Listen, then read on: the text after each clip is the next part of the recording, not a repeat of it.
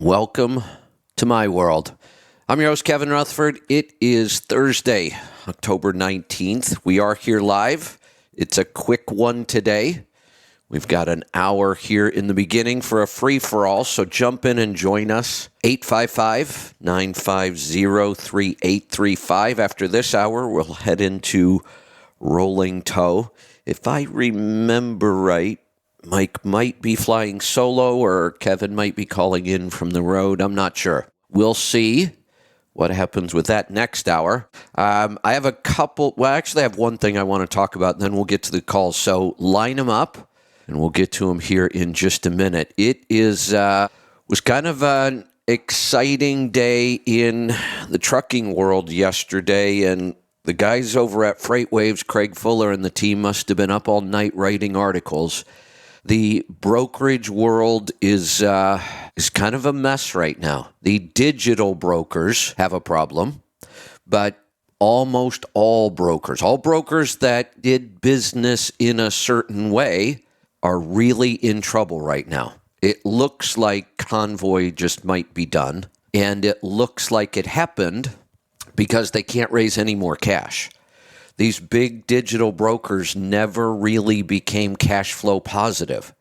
They kept getting new rounds of venture capital and investor funding to keep them going, and timing just wasn't on their side. Maybe if they had another year or two, I don't know, but they didn't. This is looking a lot like the dot-com bust in the early 2000s.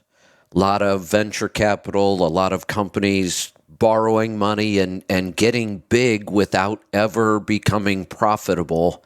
And then when the market turns, they're toast. And it looks like there are a lot of mid and large size brokers that were heavily leveraged. One of two ways. One of them I've warned owner-operators and small carriers about for decades now to be careful with this. Brokers use this form of financing even more than carriers do, and that's factoring. How many times have you heard me talk about factoring and warn people not to become dependent on factoring? In fact, I don't believe small carriers should be using it at all. It's a very expensive form of financing, even in the best of times. When interest rates were 2 and 3%, factoring was still outrageously expensive, more like 30%. But people don't understand the numbers. So factoring, for people who may not understand it, is when you take a receivable invoice. Your company, let's use factoring for an owner-operator. You own a truck. You pull a load for a broker. The broker pays in 30 days or 60. If you work for shippers, sometimes it's 90. And start to think about that. If all of your loads are like that, how do you pay your bills until the money gets there? Well, you should have cash. You should have enough of your own capital to cover those kinds of things. And if you don't, and you have to finance them with receivables, you have to understand the risk and the cost.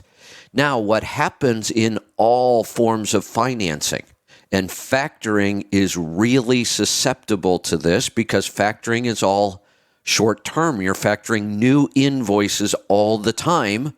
And as interest rates go up, your factoring cost will go up with it. Had you used some of my strategies, like home equity, you can lock those rates in.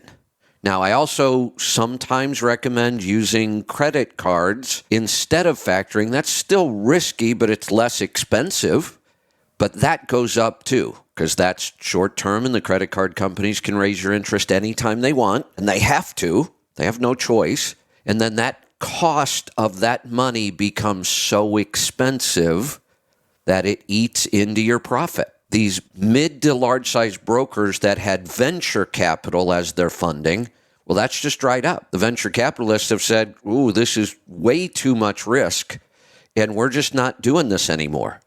And if those companies can't get cash, they're out of business. It looks like that's what happened with Convoy and why it happened so fast. And Again, Craig Fuller and FreightWaves is writing really good articles about this, and I couldn't even keep up with them all this morning, and they're still coming out. This looks like it could be a run on brokers for a little while. It looks like a lot of brokers were heavily leveraged either through venture funding or through what they call ABL, asset-based lending. It's really just another term for factoring. You take your invoices, you get paid for them immediately at a heavy discount. And that discount's getting bigger. And these companies are, and here's why they think we may have in the next couple of days, they're speculating that we're going to see more of this pretty quickly. And it's happening fast with no warning because these companies are still trying to operate. They have no plans on going out of business, but you get a call in the morning and the factoring company says, we're not factoring any more invoices. You're done that day. That's how fast this will happen. It looks like that's what happened to Convoy. And if it was one of the big lenders, then there's going to be several more or many more brokers falling pretty quickly.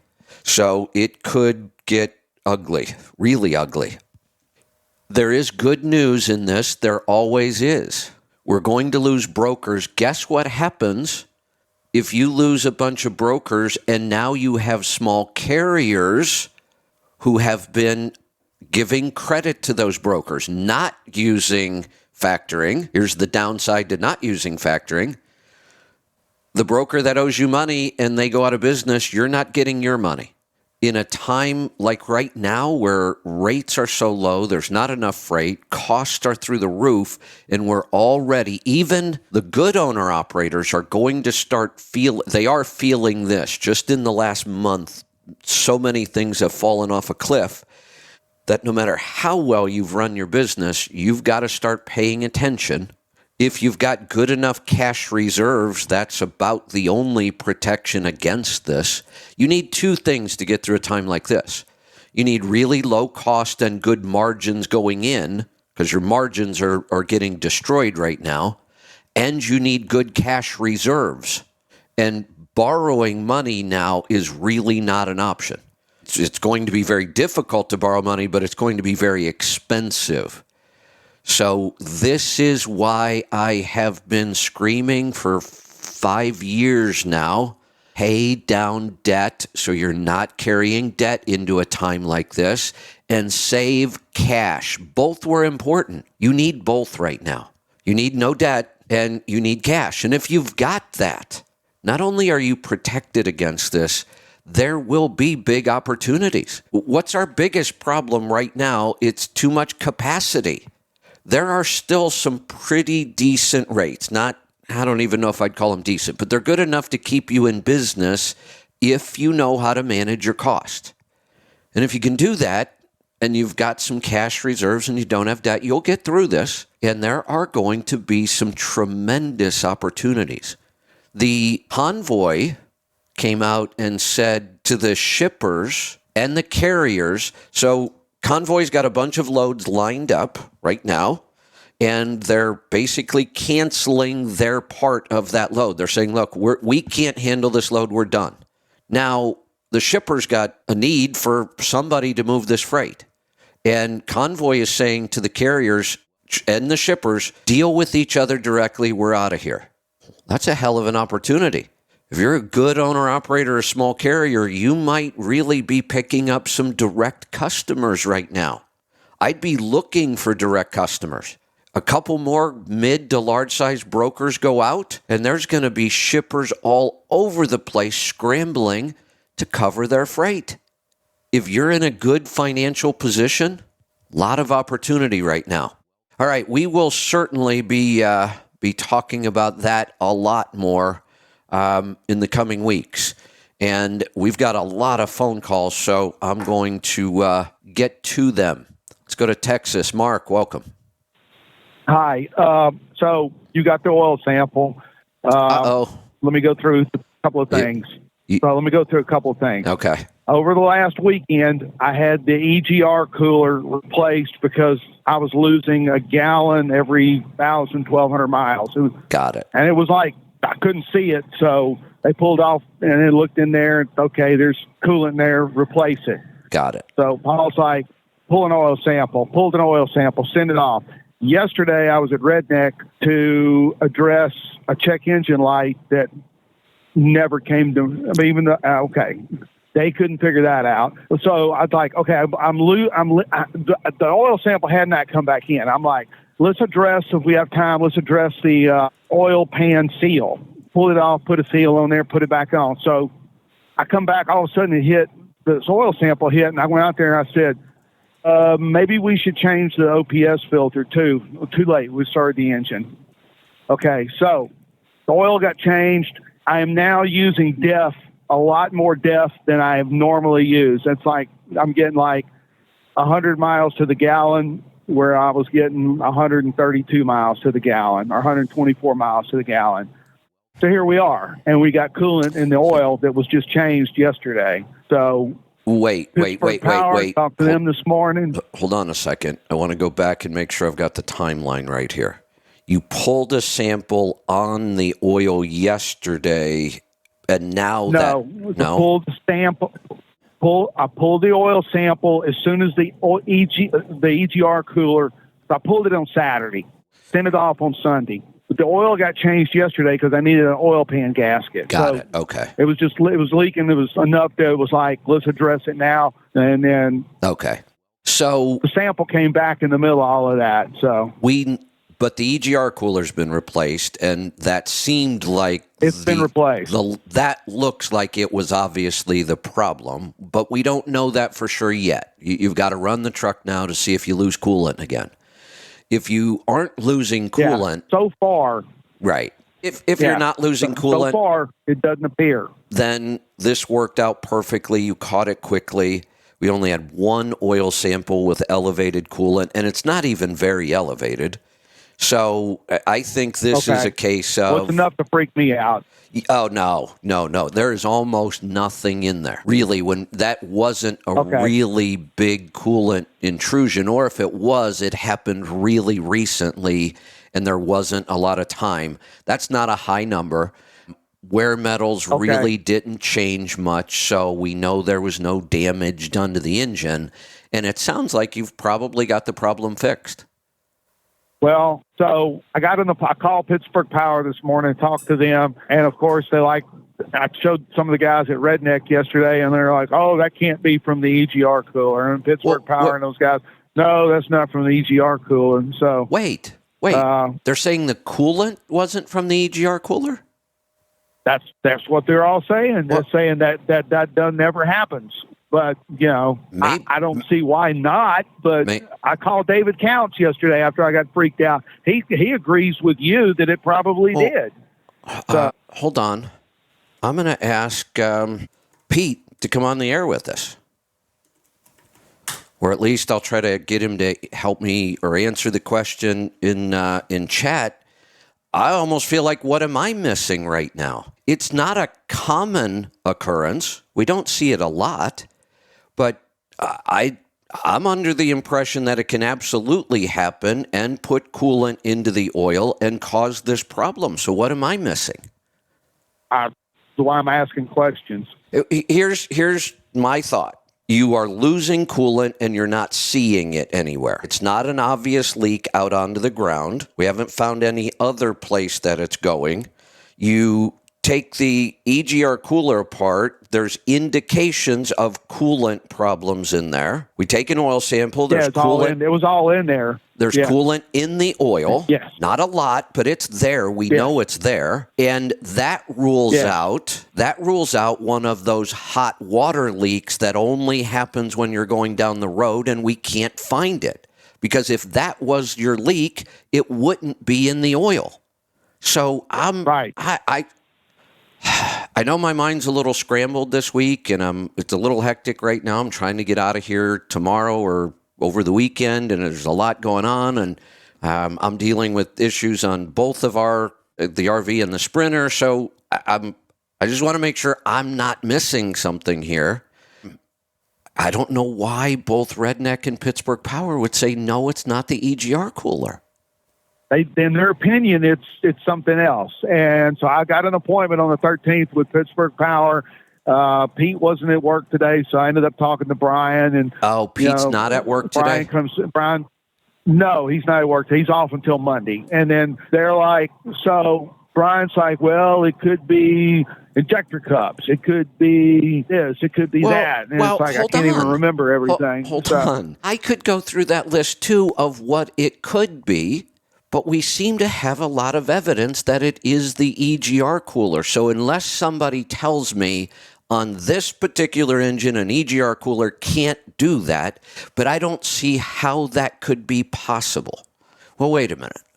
Well, you're also saying that that's not very much coolant at all either. So, and I mean, I saw it on there and they flagged it, and I'm like, okay, I thought it would be that, but then when I started questioning about it, I'm getting these like, well, sodium, you got other problems. So, there's definitely coolant. 130 on the sodium, 186 on the potassium. That's not a close call. It's coolant. Right. My point about it's not a lot, or I wouldn't worry about it, is more looking at the potential damage that could have happened, and it didn't. If anything, all of your wear metals on this sample went down over the last sample. And if we're worried about coolant damage, we're worried about wear metals. We're only talking about, like, what was it, 4 weeks? Because I did my PM and all that like in September when I took a week off. So I stood truck and shop, did a PM, oil change and all that, ran the sample back then. And so then I started using coolant. And so using coolant, it's like, okay, I kept looking, I couldn't really find I couldn't find any evidence of where it was going. So, I would do what anybody else did, watch the YouTube video, and some people there said, well, on these DD platforms, when you can't see coolant, it's it's going to be one of two things. It's going to either be a head gasket. Well, but the more common problem is the EGR cooler. So we got 714,000 miles on the engine. So that seems to be a common problem. If it's somebody mentioned injector cups, which can happen, but I got to tell you, I can't remember the last time I saw an injector. Well, no, I can. We could go back, and this was many years ago. The Volvos they originally had brass cups, I think, and they were a problem. But then when you had them replaced, they used stainless steel, I think, and that solved that issue. And since that time, I don't even know if I can remember one injector cup issue anymore. That used to be a bigger problem. The Series 60, it was more common. I don't hear it hardly ever anymore. EGR coolers aren't really common, but they definitely can be a problem. If it's a head gasket, it's easy to test for. We should be pressurizing the cooling system. Yeah. Well, David Count said that, if it's a head gasket, then it would cause a lot of back pressure and you'd see coolant loss through the overflow. The overflow. You pressure, right. That. And we can then test for pressure in the system. That's how we either checked, is it a cracked head or a head gasket or an injector cup? Because then we start looking for pressure. I'm wondering why they don't think it's the EGR cooler. I don't know. So the oil was dumped yesterday because I replaced the gasket on the oil pan. The seal, the gasket. Here's the good news here. Go ahead. We don't even wait to try to take another oil sample. All we need to wait for now is to see if you're still using coolant. Yeah. If you're still using coolant, then I still wouldn't recommend another oil sample. What's it going to tell us? If you're still using coolant, we now know, it wasn't the EGR cooler. Now we need to go look for what else it could be. Well, I mean, it had to be because the whole EGR system was just full of coolant. See that? I mean, it was just, I'm just a little curious as to why two really good shops. Now, look, if you would have told me you stopped into some random shop And they said, "Oh, no, I wouldn't even think about this." I'd go, "Yeah, just ignore them." Well, But and these now are both really here's good shops. Yeah. Well, here's the catch. So when I told Pete that it was the EGR cooler, he's like, "You might want to get your DPF filters clean." I said, "Well, I haven't had any check engine lights or whatever, and maybe that's the reason. Maybe it's got into that system. That's why I'm using DEF excess def right now." I hadn't got to that point. That was my thought. Well, yeah, you are starting to push coolant and crap through the whole system, and everything will start to deteriorate. So, and I'm with Pete. If that's the case, just don't even wait for a check engine light. Pull the DPF off and do the cleaning. Okay. And you have an indication your DEF consumption changed. See, all of this is making sense to me. Let's think about this. Yeah. If the coolant leak was someplace else, then why did your DEF consumption change all of a sudden? Now we're speculating that we have two problems. Yeah. I think it's all tied because it tied into that EGR cooler just let go. So, but like I said, the DEF, I had that DEF heater tank, but they couldn't find anything to do with that. And I haven't thrown a check engine light. I just got consumption right now. It went through the roof. Yeah, I just, if Pete's off, he won't even see his text till he gets back. That's his business text. But I also just I just sent Bruce a text and see if he's got time to come on and talk it over with me. Yeah. So we'll see. And then he hasn't responded yet, but we'll see. One thing he told me I did a forced regen after that was done. As soon as I got it done, I did a forced regen. I did a forced regen the other night, and I just filled up a few minutes ago in Terrell, Texas, and it's the same usage. It's dropped to 100 miles. The usage is there's definitely usage. You should have had enough time to check fuel mileage too. Has fuel mileage changed? No. Okay. No, I'm still. Aaron's like right now. Yeah. I after every fuel, it's like, let me find your app.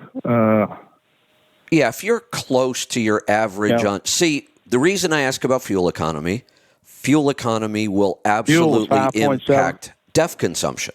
If something happens to your truck and your fuel economy goes down, we expect your DEF consumption to go down with it or up. We're still in the same range. We're still normal range. Fuel range is in the same. So fuel mileage is still the same. All I can think is maybe they saw or heard something I'm not seeing or hearing, but this seems like a really cut and dried case.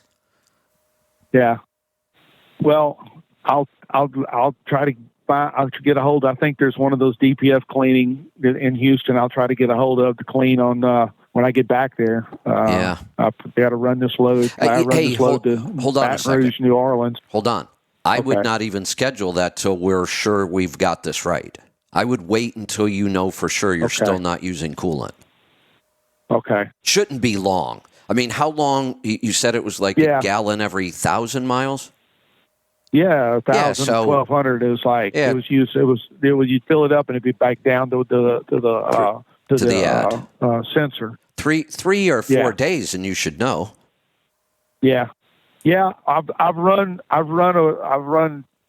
Houston to Montgomery, back to Houston. I ran up to Dallas empty to have this done yesterday, and now I'm loaded going down to Baton Rouge, New Orleans, and then I don't know if I should have a load back to. I just put in for one to come back to Southeast Texas, and by the time you get back, by then I'll know if I.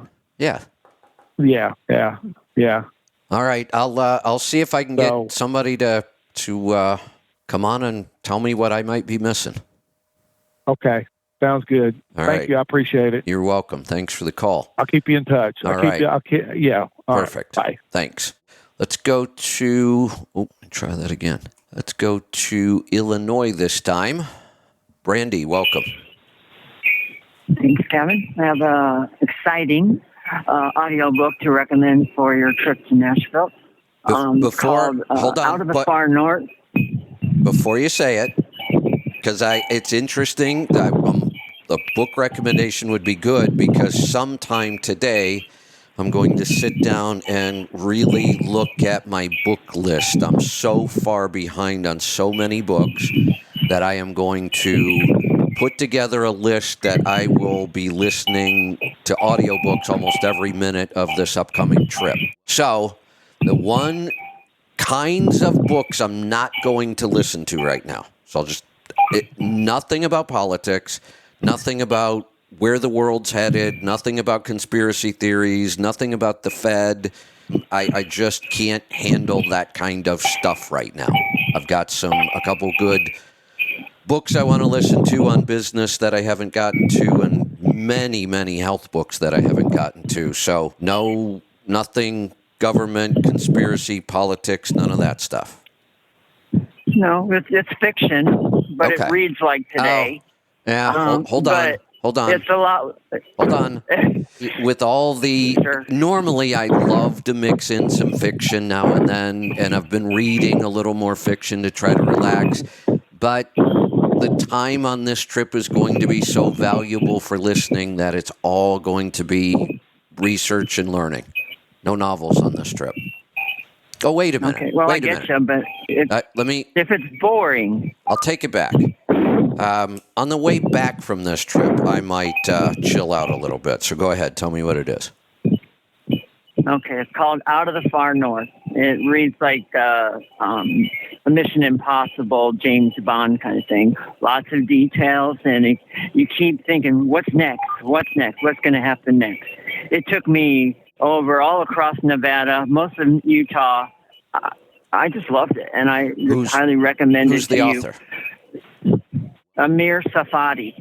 Okay. Don't know the author either, but it sounds good. TSFA. Yeah, it's excellent. It's called Out of the Far North. Okay. And, it's lots of details. I'll put it on my list. Good narration. Good. I think you'll enjoy it. So I have a question. Tuesday I bought one of your Recons, MyMedics. Thank you. I was thinking, a lot of times, you're welcome, and I intend to buy more, but I have a question on this. As a company driver, when you're not in your truck, you have extremes. You have freezing cold because your truck's not running, or you have extremely heat. And is there anything in MyMedic that can go bad, or do you have to carry it with you everywhere you go? No, you don't. So I'm going to tell you that I'm not 100% confident of my answer, but we will get the answer directly from MyMedic, because it's a good question. If I had to guess, I would say no. For a couple reasons. I'm trying to think of the kinds of things that would be in there, even the liquids, and Brittany's already on it. She's checking with them right now. So we might have an answer here soon. I would guess that these things are designed for some pretty rugged stuff. I mean, you think about EMS vehicles. They're going to go through the same kind of stuff. Lots of EMS, they're sitting outside. They would go through those same kinds of extremes as any other vehicle would. I would have to believe that What about hours, though?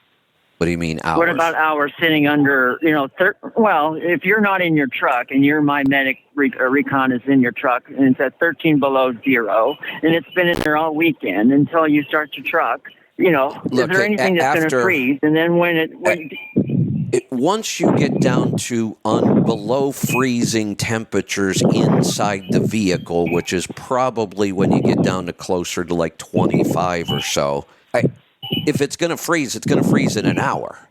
It's not going to matter if it's there an hour or 300 hours. I mean, once we get through that, it's either going to freeze or it's not.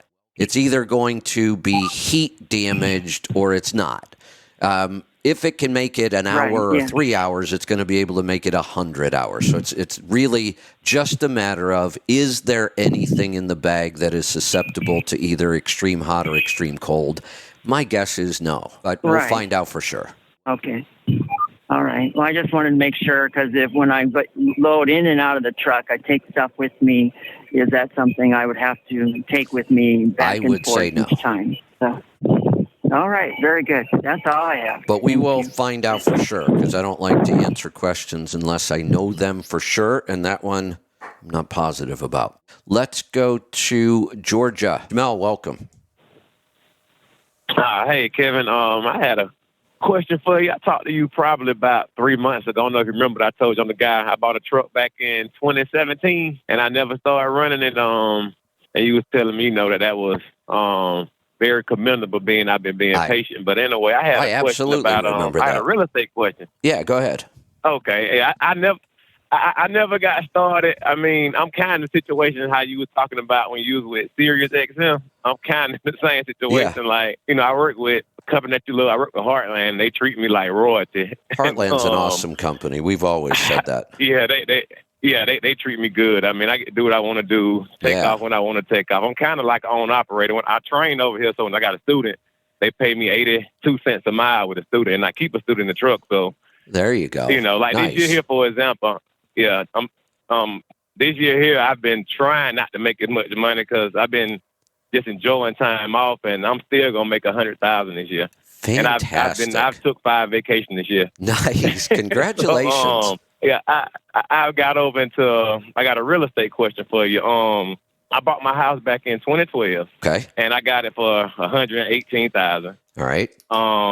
Right now it's valued at around $230. Excellent. I owe around $50,000 on it. Okay.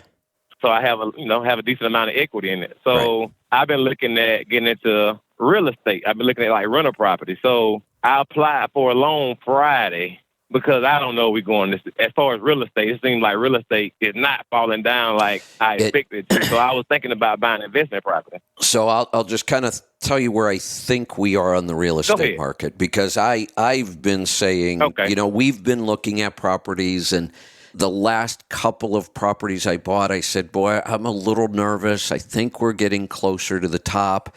So I was really picky. I was looking for properties that even if things really collapsed, I wasn't going to get killed with. Stuff I would just rather hold on to anyway. Like the property we just bought, the problem with trying to hold out on this one would have been there's just not another property like this. It really is that unique. That's unusual, but it fit everything we wanted. And I decided, look, even if I knew I was at the top and this property was going to lose a couple $100,000 worth of value over the next 3 or 4 years, I still would have bought it, because it's kind of like a long-term investment. When we're in the stock market, I don't care if the stock market loses half of its value. Well, I don't need the money. I don't care. It'll come back. It always does. Real estate's the same way. As long as I'm going to hold something long-term, I'm not as worried about it. And as long as I can afford it, even if interest rates go up and all that other stuff. But I do think we are going to have a stock market or a real estate market collapse. I don't see any way around it. It's just not here yet, but I think it could happen fast right now. Interest rates went up again. The floor has fallen out. Nobody's buying anything right now.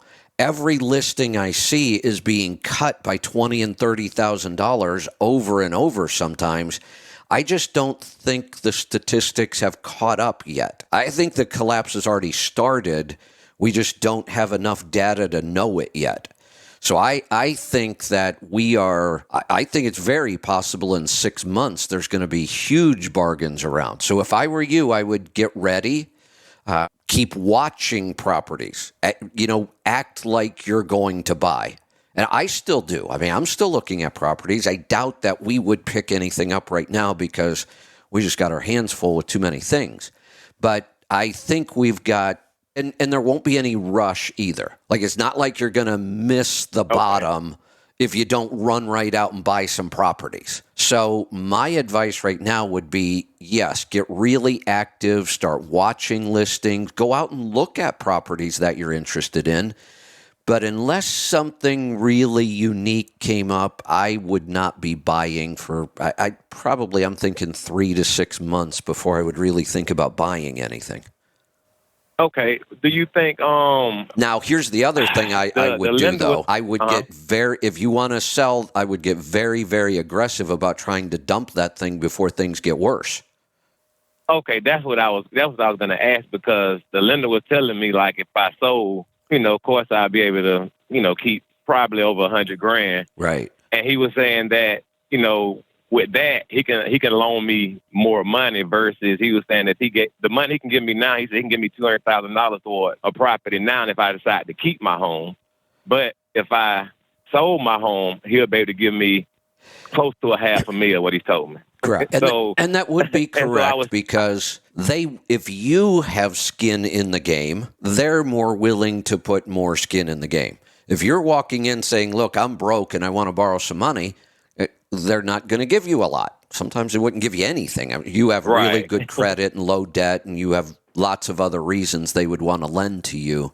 But I would try to get aggressive in selling the property you've got and hold off and just be patient on buying anything. But I would be actively looking at properties because it helps you start to understand the market better. I mean, Lisa and I look at properties all the time. I mean, it's just a regular thing. We get emails about what's for sale in the area. And even if we're not interested, if we've got time, we'll go out and look at one or two. We probably look at one or two a month on average. Stuff that, let's go out and see what that's like. Let's watch how fast it moves, that kind of thing. Because the more you do that, the more you learn about the market.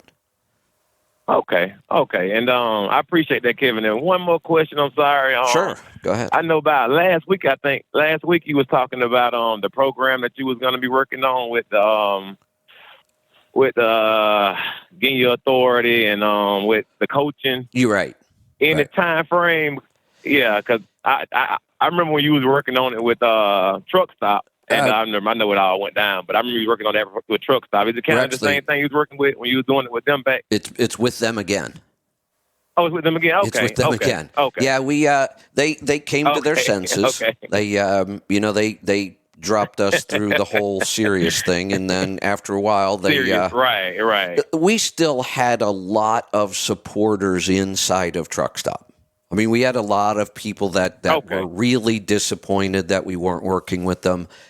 It was all the new upper management that had come in with the big investment group, and they weren't really trucking people. They're more technology people, and they got nervous about, me being a little controversial. And so they were the ones that pulled the trigger on that. And then, our supporters kept working on them internally, and pretty soon they said, yeah, we should probably get him back. And I had to think long and hard about it. I mean, it's an important relationship for us, and they can do a lot for us and help our tribe a lot. But I was a little, I don't know if I want to do this again. I mean, you dropped me without really giving me a chance to explain. But again, the people that made that decision, I had no relationship with. See, here's just another good example about how powerful relationships are. I never had the opportunity to build the relationship with them. It was just all new, and the company was growing like crazy. But the relationships I had built with inside the walls are the reason I got the opportunity again. Okay. Well, yeah, I'm waiting on it. So, for your question, I never answered your question. Timeline-wise, we're hoping to. So, there's going to be 2 coaching programs. There's going to be a health coaching program, which we're launching first because it needs to replace our discovery calls and the one-on-ones that Lauren was doing now that she's out on maternity leave. We got to give people an option pretty quickly. So, we're hoping to launch the health coaching program before the end of the year. Launching the business trucking coaching program will be much easier and faster because we'll work out the 2 programs will operate exactly the same technology, same everything. So as we work it out to get the health program up and running, it will be almost like just flip a switch and get the trucking program up and running. So I'm thinking within the first month or 2 of the new year on the trucking part. Okay. I remember you did a class. I think it was back in 2017. You did a class. I think it was from like November to February. Yeah, I was a part of that as well. So good. This one's going to be a little different. Myself like crazy. Yeah, this one's going to be a little different. So, and let me explain it because this is a good time. We should start talking about this. The programs we used to do was not really coaching. It was teaching. So every week, you remember, every week you would show up. I would cover material. Right. I would teach things. I would give you homework. You would do your homework for the week, and then I would come back, and it was mostly teaching, and then I would leave some time for question and answers at the end. This is almost no teaching. This is more for, and you would qualify for this even though you're not an owner-operator yet. And the reason I say that is you've been through the course, you listen, you've done almost everything right, and you don't need a lot of teaching. What you need right now is your specific questions answered. You already have been taught a lot of stuff, but you're sitting back saying, well, I haven't really done it yet. So what about this? Right. And it's going to be for somebody who says, oh, I've been leased to a carrier for a while. I want to go get my own authority.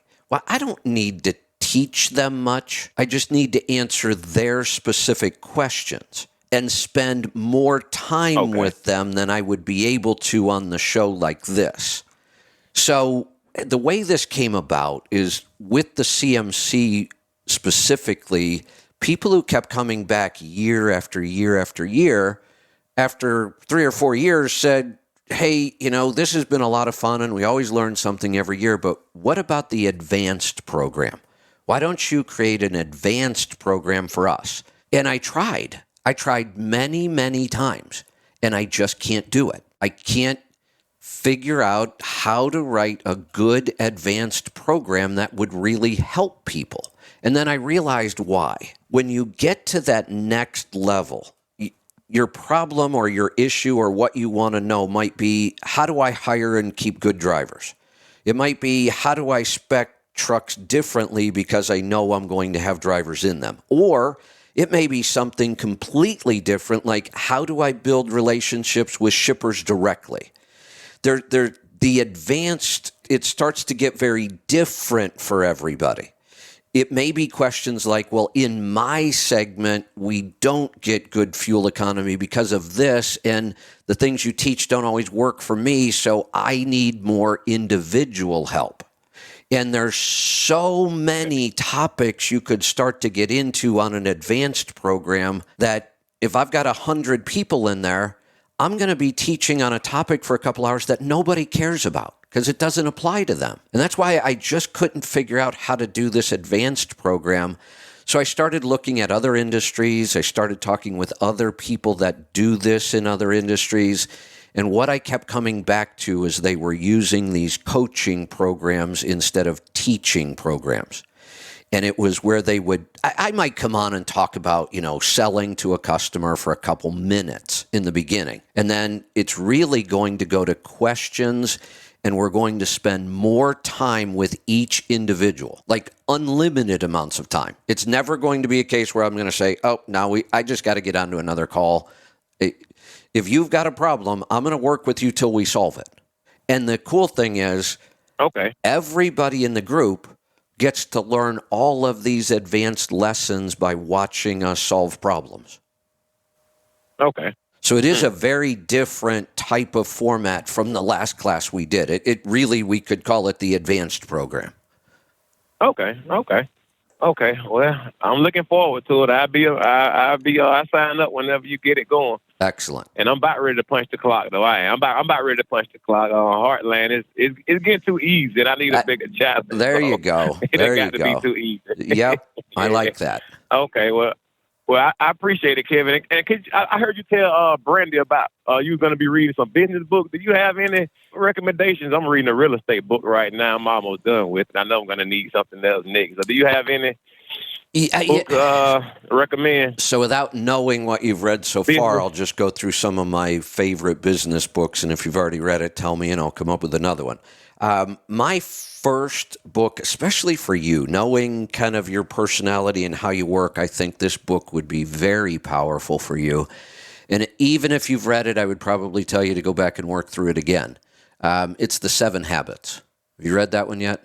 I read that one. When the last time I talked to you, that's when I was reading that one and I finished that one. So good. But I'll read it again. I said it's a book I have to read again. I love it. I love that 7 Habits. Then one of the things I wish I was better at, I wish I could get myself to go back through these books more often. I've been through that It's tough. one It's tough. more than once because it is so powerful. But I'm always like, oh, I got a new Right. list. I got to go on to the new book. My list is too long. But Exactly. I will tell you right now, the more time you spend in that book, the better you're going to get at business. Okay. Well, I'm reading a book now called Investing in Real Estate Notes. And I got into that book because I read this book called Buy, Refinance, Rent. Oh, yeah. No, I'm sorry. It's Yep. called Buy, Rehab, Yep. Rent, Refinance. Repeat. I just finished that one. Yeah. What's the author? I was just reading something, I think, by this guy the other day. I think his name is David Green. I think I was just reading something because I read that Buy, Rehab, Rent, Refinance somewhere just within the last week. Yeah, I think it's David Green, the author. And in the book, he recommended investing in real estate notes. So I'm reading that one now. I probably got about an hour left, and so I'm headed to Orlando now. I'll be done with that one. But that's why I was wondering. So after that, I'll go back and I'll do the 7 Habits again. I would. That'll really help you a lot. Okay.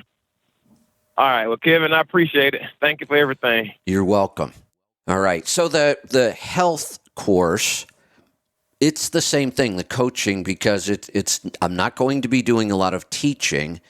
In the health program, if you want to change anything about your health specifically, it might be diet. Maybe you haven't figured out how to make the diet work for you yet, or you don't understand it well enough. Then I'll work with you on diet.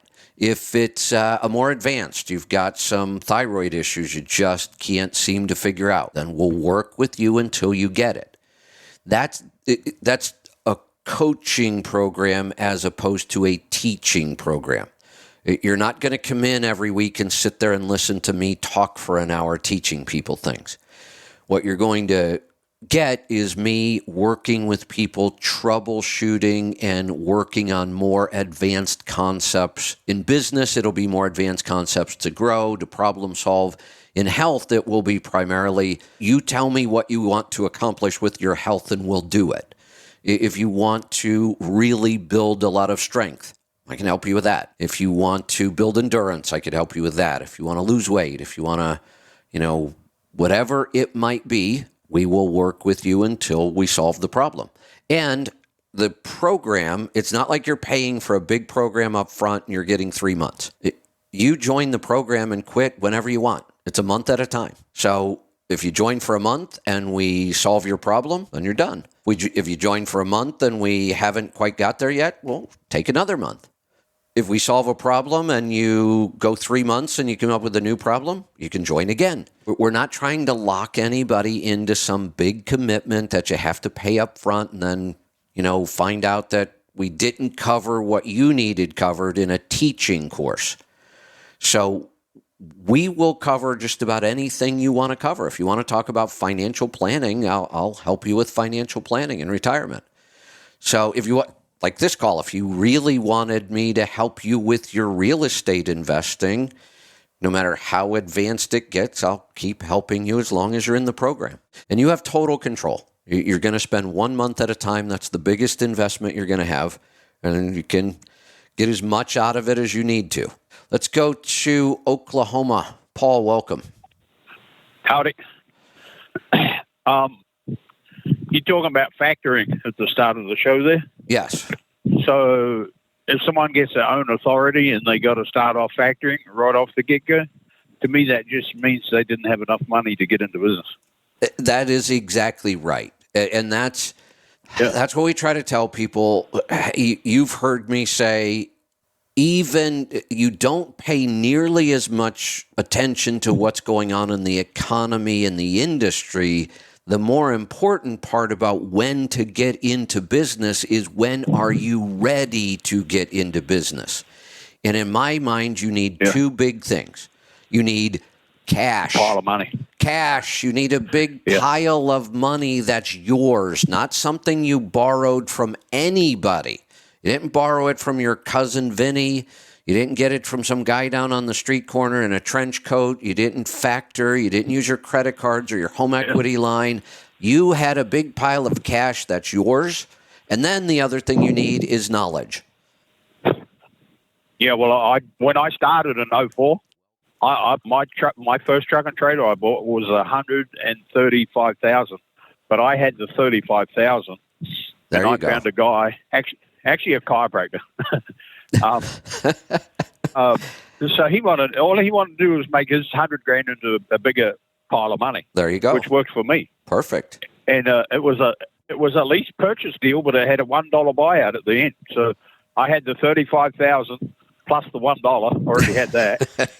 And so, but I got ahead on my payments, and then I went back to New Zealand in 08 for a month. Well, I already got a couple of payments ahead. Well, he called my bookkeeper, and he's like, "Hey, is something wrong?" Why? Well, I haven't had a check for a couple of months. Well, we're actually still ahead, and I only had one payment to left I only had one payment, but he was worried all of a sudden the money stopped coming. So I guess he was tracking it, but because I doubled up there a couple of times. It's like, sent him the payment was $3,300. I sent him that, and then 2 weeks later sent him another one. 2 weeks later sent him another one. Then when I went on vacation, I didn't make a payment, but I was already ahead. Right. Yeah. So, and then while I was away on vacation in 08, I left, and the fuel went up $1 a gallon. And I came back, and that's when I'm going to try this slowing down shit, which kind of worked out pretty good, actually, because here I am. I still run mostly way slower than speed limits. There you go. Yeah, like me hurrying the other night, I was running at 67. Look, I could make a statement, and I know people will freak out about it, but I could make a statement that when I see car haulers going down the road, if they're going faster than 55, they're losing money. And I know that's extreme, and I know you've got schedules to deal with and all that other stuff, and you know that. You know you slow down when you can. Sometimes you got to speed up. But the aerodynamics are your biggest problem. Your aerodynamics are a mess, and aerodynamics are completely impacted by speed. It is the single biggest factor that we have some control over, and the worse your aerodynamics are, the slower you should try to drive. Yeah, well, let me look on your app for a moment. So my 90-day average, I'm at 5.6 still. There was a time where if I've got over 1 million miles on your app. So there was a time where if somebody would have called me with a car hauler and told me they were getting 5.6, I would have called them a liar and told them to go back and calculate their numbers again.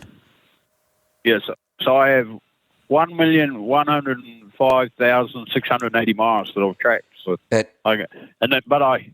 old school guy in me, I still track it on paper every tank as well. So there you go. In case I'm techno challenged, I can just pull out my notebook and I can look from 8 years ago and see what my fuel mileage was. So, and you can check our math to make sure we haven't screwed up our programming. Well, sometimes you put a digit in wrong.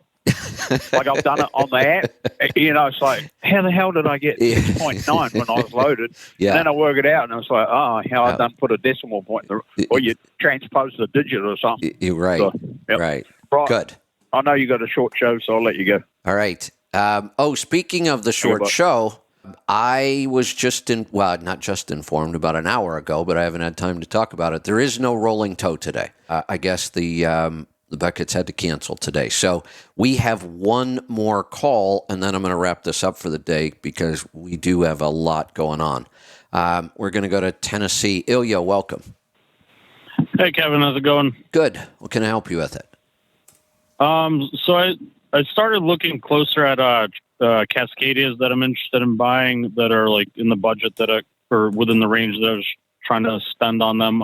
Okay, good. As far as oil samples, like if I'm looking at trucks in different parts of the country, do you think they'll do an oil sample if I mail them the kit? And then if they would, it won't matter. Hold on. Let me just cut to the chase on this one because I'm very familiar with this. Here's the only way you're going to be able to get oil samples that mean anything. Every dealer I have ever known, wherever they pick up a truck, whether it's a trade-in, they bought it at the auction, whatever, the very first thing, it gets serviced. It's across the board what everybody does. Here's the only way you can make this work, and I would recommend doing this. It's worth it. You have to find some salespeople. Maybe you're probably not going to be able to manage more than 3 of these, but if you could find 3 salespeople directly in different parts of the country. And here's the way I did it. I actually did this with one. I had one guy that would find me any truck I needed. So I would go to my guy and I'd say, here's exactly what I'm looking for this time, this year range, and I would give him some ranges to work with. I want something between 2000 and 2003. I want a Series 60. I want a 13-speed single overdrive. I might get really, really specific and then say, if you get anything close to this, let me know. And you need to let me know before it gets serviced. If you've already serviced the truck, don't call me about it. Don't send me an email because I'm not interested. The truck has got to be pre-serviced because I want an oil sample. And I promise you're going to call dealers and salespeople and they're going to blow you off. It happened many times to me. But you keep working at it like we have to do everything else. You'll find somebody. I found a guy who was fantastic. I was in Florida. He was in Indiana. But I bought several trucks through him. And I got to the point where I trusted him so much, I bought a truck without even seeing it. Did not know much about it at all. And it was just perfect. And it hadn't been serviced. And I pulled the trigger and I said, if that oil sample comes back clean, I'll buy it. So that's how I recommend buying used trucks. You've got to have that way of getting the oil sample before they service it. Okay. And do you think just going off of like ECM report and just visual inspection is relatively safe? Yes, with an oil sample. Okay. Not without an oil sample. Now, right. I don't need to physically see the truck anymore. I'm fine buying trucks now or vehicles without physically seeing them or driving them. I just learned that, the test drive never told me all that much anyway. I learned much more from an oil sample, an ECM report, those kind of things. So you get, again, find the salesperson that you build the relationship with. You explain to them you're serious about buying, you've got money, you're qualified, but you will not buy a truck that you can't get an accurate oil sample from. Okay.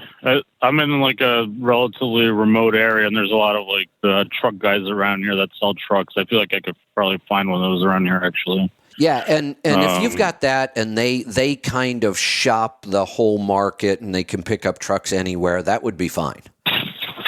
Okay. Funny enough, I actually missed out on the deal from one of them. I think you would have liked. It was a 99 Volvo with a Series 60, and I think he was only selling it for $24,000. It only had like 560 original miles on there, 560,000. Oh, that hurts. Yes, yeah. I would have been all over that truck. Yeah, it was like I think it was just like a barely used like farm truck or something. It was like the whole thing was mint condition, like inside and out. That's a truck that even if the differentials wouldn't have been what I want, I wouldn't have cared. I would have bought that anyway. Put a new set of gears in it, whatever you have to do. When you can find one of those, I'd be all over something like that. Yeah, and it was on the Facebook Marketplace of all places too. Wow. Yeah, it's a crazy world. You where all the different places you might find stuff like this it's a lot different. So Facebook Marketplace, Craigslist, eBay. I mean, there's all kinds of places you might find trucks now. So again, the harder you're willing to work to go look, the more likely you are to find the right truck. Okay. All right. Awesome. Thank you. Appreciate it. You're welcome. Thanks for the call. All right. We are going to wrap it up. We will see you back here tomorrow for Trucking Technology and Efficiency. Be safe, be profitable, be fit and healthy. Always do the hard work and master the journey.